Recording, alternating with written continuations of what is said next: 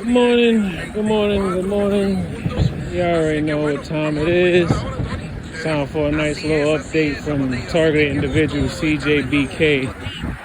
Let me turn my radio down. So yeah, right now I'm on the clock. You know, just trying to process how interesting yesterday was. So yesterday, I get contacted on my Instagram by a TI. His first name was Duran, I think, or Darren, I forgot, or Duran, I don't know. But anyway, I don't know if you know, basically like you know, he contacted me. You know, he's like you know, you seem sincere in your posts. You seem like you actually, you know, are like a real TI and stuff like that. Then, you know, we started exchanging some messages. You know, he was currently in Pennsylvania. He was telling me a bit of his story. You know, Mans was like, you know, I'm living in a tent right now. You know, he was kidnapped, drugged. Originally from Denver, but then traveled to, where was it?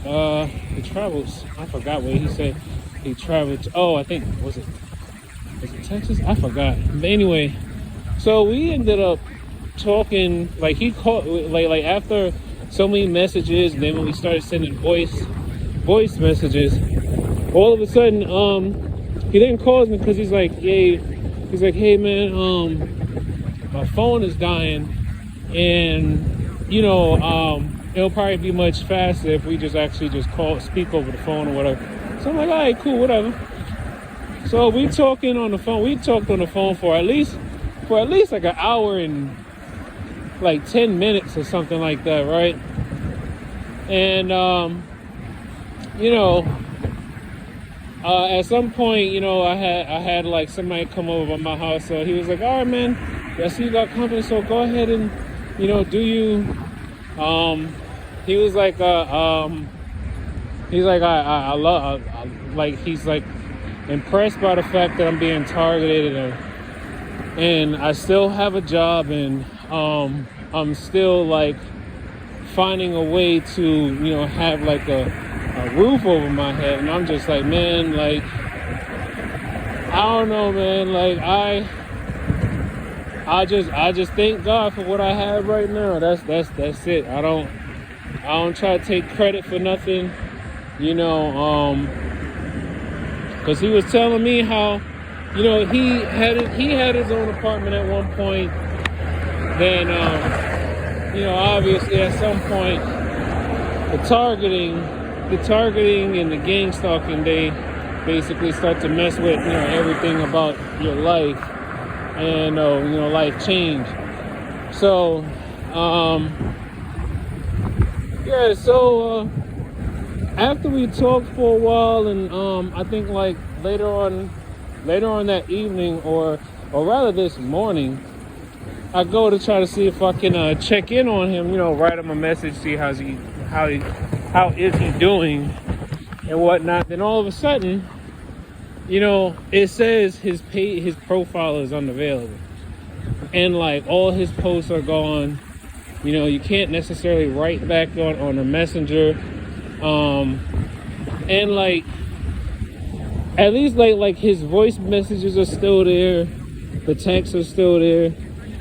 You know, but I wish I had got his actual phone number, because I was like, because within the last month, he's the second TI that I've